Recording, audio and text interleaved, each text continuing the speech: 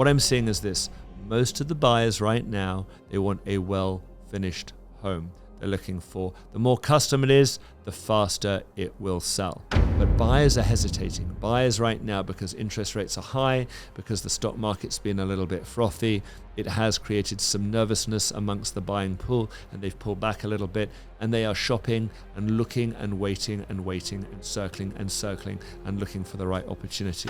Trophy properties that might even break $100 million, $30, $40, $50 million is not uncommon. It's not crazy. People who own these types of homes typically have such wealth that they have no reason to move. They're expensive, they're not special enough, so they're just accumulating days on the market, and maybe sellers are just happy and willing to wait. Buyers are also happy and willing to wait.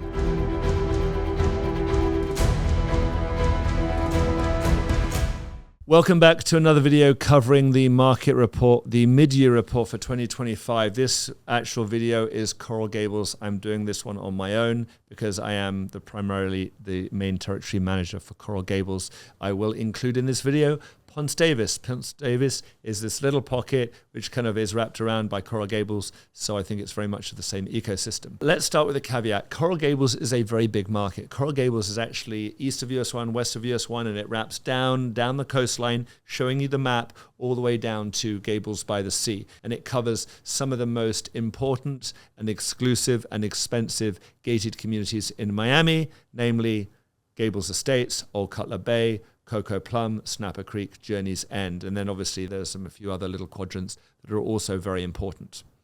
I won't get too crazy over this. If you want very granular information about your home in your neighborhood or your part of Coral Gables, give me a call. But we're going to break it down as we do with all the markets by the price point. We're going to go 1 to 3, 3 to 6, 6 to 10, and 10 and above. And I'm going to keep it short and sweet. The 1 to 3. The $1 to $3 million price point is actually easier to get into in Coral Gables than it is in Coconut Grove. Why?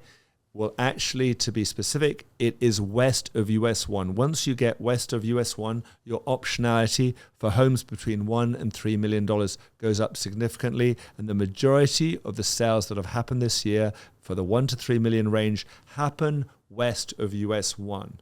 Why? Because east of US 1 is where the private schools are all located. It's more easy, or it's easier, shall we say, to commute to those schools in the morning. It's why Coconut Grove is very prohibitive in the 1 to 3 range, and east of US 1 also prohibitive in the 1 to 3 range because of St. Thomas and Carrollton and Ransom. And if you want to think about the main schools, the high schools, if you think about Gulliver, they're all east of US 1, and this makes easier commuting time, and it's why it's a priority, and it drives up the prices of the homes. But west of US 1 is actually very charming and very beautiful. It is home to some of the historic homes that you will see in Coral Gables. It's also home to the 3 major golf courses, Riviera, Granada, and Biltmore. And so I think you get a lot of bang for your buck. If you are a family in the $1 to $3 million range and you're looking for access to good shops, good restaurants, still good schools, and you want a decent home, you should be looking west of US 1 in that main area. And actually, if you look, a very good number of sales in that market. It is very robust. There's still not a lot of product. It does sell well. Again, anything that is, shall we say, better finished is going to be first choice. I'm finding buyers in this last 6 months getting a bit more hesitant about getting into some of the renovations because of tariffs and other costs. People are a bit more conscious about that. Also, you need cash to do the renovations. So anything that's well done, you will sell it. For sellers out there, give me a call. I have plenty of buyers in the 1 to 3 range, and we don't have the product. Let's move up to the 3 to 5 range. 3 to 5 range, there was only really a couple of homes that sold in the 3 to 5 range as we look into Coral Gables and when we get into what we call the new homes. Only 2 new homes sold in the 3 to 5 range that were newer homes. Why do I mention newer homes?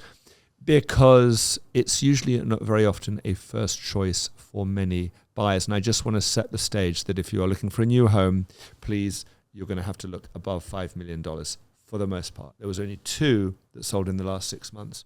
And typically you're looking at around $1,300 a square foot for a new home in that market, unless it's in a gated community, and then the numbers start to go up. Let's now consider this 3 to 5 range outside of the new homes. What are we looking at? Well, dollar per square foot is ranging anywhere between about $900 to around $1,200 a square foot. For a well-done home, you're going to be more around that 1,200 square foot range renovated. But what I'm seeing is this: most of the buyers right now, they want a well-finished home. They're looking for, the more custom it is, the faster it will sell. New homes, otherwise, you have to price yourselves accordingly out there in the market. And I am seeing some builders right now who are just not pricing themselves accordingly. That mainly comes into the 6 to 10 range. 6 to 10 million range. In Coral Gables, in the last 6 months, we have had just 11 sales. The average, again, typically if I was to blend out those sales, it's around $1,300 a square foot. And a lot of that is some of the more newer homes, bigger lots, nicely done product. We had a house on Andorra, which will flash up. We sold that at $1,264 a square foot, which was a record for that section of Coral Gables. As we move through into the next range, the 6 to 10 million range, we want to see more custom homes come up in the market. We don't have enough of them. There is a product that's still languishing out there because it isn't custom. But 2 good examples. 907 Geronimo Drive, we sold that within a week. And then we additionally have another home that is on 76th, which is Ponce Davis. Again, we sold that in a week. These are 2 examples of custom homes that sold very, very fast. The 6 to $10 million range, I'm not seeing a huge amount of inventory, but what I am seeing, although you might think, well, there's not a lot of optionality, that's true. But buyers are hesitating. Buyers right now, because interest rates are high, because the stock market's been a little bit frothy, it has created some nervousness amongst the buying pool, and they've pulled back a little bit, and they are shopping and looking and waiting and circling and looking for the right opportunity. And I think that's probably why we're seeing days on the market start to creep up. If you look compared to last year, we've got a higher number of days on the market than we did a year ago, maybe by about 20% more. And that is really a sign of lack of product that's really hitting the mark, or just the hesitation in the buyers, or a combination of the both. But I do believe that if you have a high-level custom home, you will sell it. Once we get over the $10 million mark, we're into what is the most part the gated communities, those prime areas that we have through Coral Gables, which generally sit on the water. The majority of homes that we see that have been sold over $10 million, of the 11 homes sold, they sit in Coco Plum, Gables Estates, Snapper Creek. The most expensive home that we saw sold was $23 million. And it's interesting because right now, as we sit around mid-year, we have 38 properties on the market. And a dozen of those 38 properties are asking over the $23 million mark. Now, we will always, every year, get some exceptional sales. Trophy properties that might even break $100 million, $30, $40, $50 million is not uncommon. It's not crazy. But the reason we don't see so many of them is very simple. For those coming in to help you understand, people who own these types of homes typically have such wealth that they have no reason to move. And the only way to get them to move is to give them an offer that's so outrageous that it's going to get them to get up and go, because their currency is not money, it's time. And we see this all the time. Coral Gables, for many people, represents the top of the mountain. There's no better place to live, no more prime area that you could move into, and no better property than the one they currently own, compounded by the fact that they're probably paying low interest rates, if any interest at all. But most importantly, their taxes are probably much lower than they would see if they were to go out and sell that home and then buy another home. So what you're relying on is people moving out. This is what I will tell you. And I see this because I interview the heads of schools and I understand the school system very, very well. The application process has shown us that the attrition rate in schools is less than 5%. Less than 5% of families are actually leaving for reasons other than the fact that their kids are now graduating and going to college. Very few families are leaving, and the application process is very, very competitive. Going into middle school, there are big schools that have 7 applicants for 1 space. What does that simply mean? It means that there are many more buyers coming into the market than we have people leaving. And so why do we see so, let's say, fewer sales? Simply because we don't have sellers who are willing to sell because they simply do not want to leave Coral Gables. They do not want to leave the environment. Now, getting to those who do want to sell, if you're a buyer, and again, we realize this every day, we actually have quite a hard time, or I've had quite a hard time finding these luxury homes for clients over the last 6 months through Coral Gables and even into the surrounding markets of Ponce Davis. Looking for high quality custom homes has been incredibly difficult. We've had times searching through Coco Plum. We've had difficulties searching through other neighborhoods. The key solution to this is off market. Again, conversations with us about properties that are not listed is really the way to go. Interesting statistic, 27 of the 38 properties that are listed right now in the market over $10 million are asking more than $2,000 a square foot. And half of them have been on the market for more than 200 days. That is quite a telling tale. What do I translate from that information? Well, I translate homes that are just not hitting the mark. They're expensive, they're not special enough, and so they're just accumulating days on the market, and maybe sellers are just happy and willing to wait. Equally, buyers are also happy and willing to wait. And I've now seen a higher number of buyers come to me and say, you know what, I will consider a rental.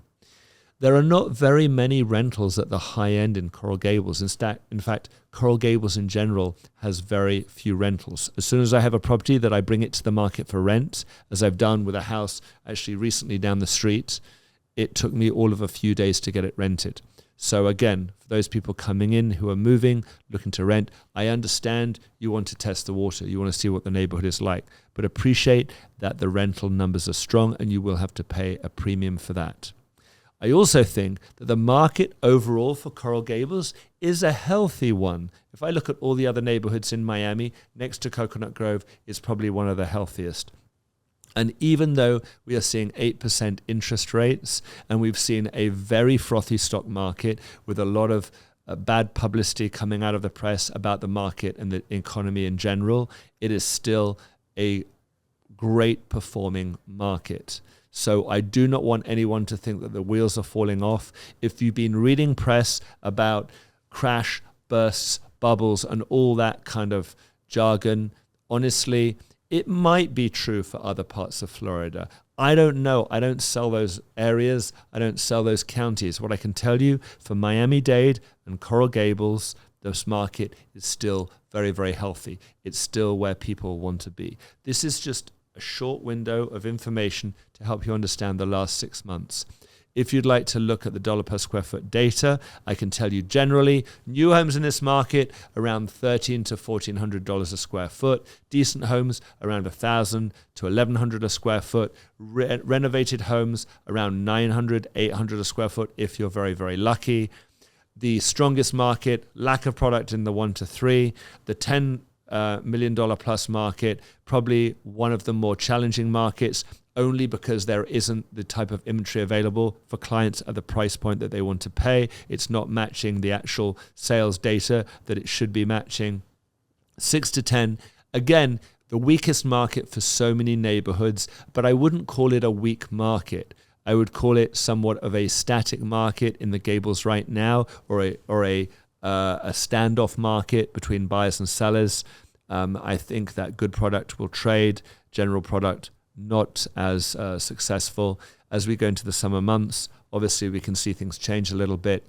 If you would like more information about the rest of the Miami real estate market, please read our other reports. We have one for Brickell, we have one for the beach, we have one for Aventura and Sunny Isles, we'll have one for almost every neighborhood through Miami and neighborhoods into Broward. If you need granular information about analysis on the property that you want to buy, or you are an owner and you're looking to sell, please give me a call. I will come over. I will value your property. I will tell you how we market, how we reach people, and I can tell you what you can expect from selling your property at the price and how long it should take.